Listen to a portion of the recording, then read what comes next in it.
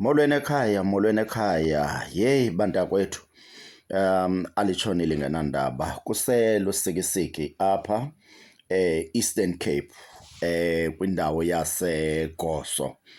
Ya, indawana nje phaa ezantsi kwesikole kuthiwa nguMzizangwa. Ngubhuti Simphiwe lo obalelwa eminyakeni engama-60 ubudala.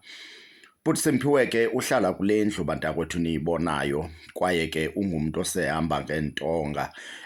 Kubonakala ukuthi kwaba nokulimala okukhona kuye ukuze afikelele kule nto yezintonga niyibonayo. Jonga ke indawo ahlala kuyo.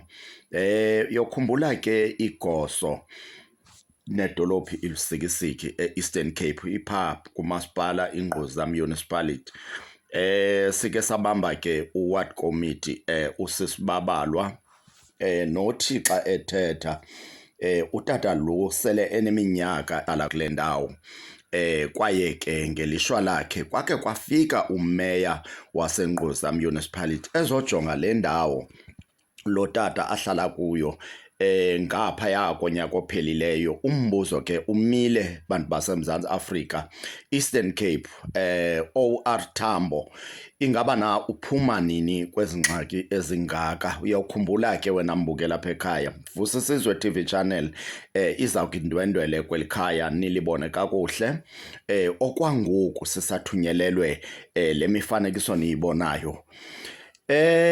Ililishwa ke into yase-Eastern Cape ngoba iyawuzithi into seyivelile inje ithathe more than 6 months ungazi noba yintoni le yenza izinto zihambe kade. Kodwa ke bhuti Simphiwe umtshoma ukhanyayo uhlala kule ndawo bantakwethu, kwaye ke akusindawo ifanele mntu uba niyayibona. Kodwa ke Eastern Cape ngenxa yento yoba sinelilishwa lokuba nenkokheli ezithatha kade ukuqonda, ngoba side sitsho sithi ke noceba bekumele into yokuba bayazijikeleza iiwadi zabo each and every week to make sure into yoba imizi efana nale ayiveli. Kodwa ke sike sambamba utata onguceba uSibulali watsho ke esithi igama likabhuti Simphiwe ukhanyayo esithi ke liyavela kuluhlu lamagama abhalisiweyo phaya kwiSebe leZinziso loLuntu, Human Settlement.